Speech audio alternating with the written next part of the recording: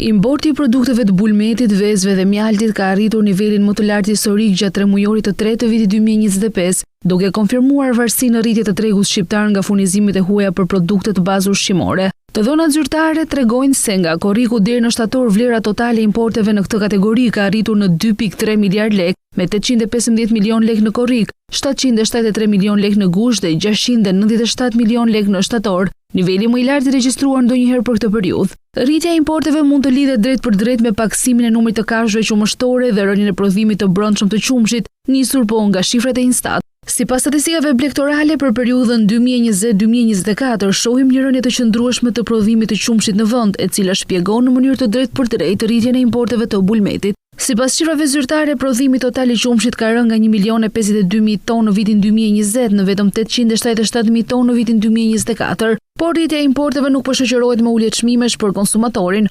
Përkundrazi, të dhënat e Instat tregojnë se çmimet e produkteve të bulmetit në treg kanë ruajtur nivele të konsiderueshme. Por cilat janë vendet nga I kemi importuar këto produkte? Italia, Gjermania, Serbia, Greqia dhe Holanda janë 5 partnerët kryesorë të importit të produkteve të bulmetit, vezëve dhe mjaltit. Edhe nëse I referojmë importit në peshë për këtë kapitull, të dhënat tregojnë se muajt e fundit kanë regjistruar rekord historik. Sa I përket vlerës së 3 muajve të tretë të vitit aktual, rezultonti I rritur me 3.3% krahasuar me periudhën korrik shtator të vitit 2024.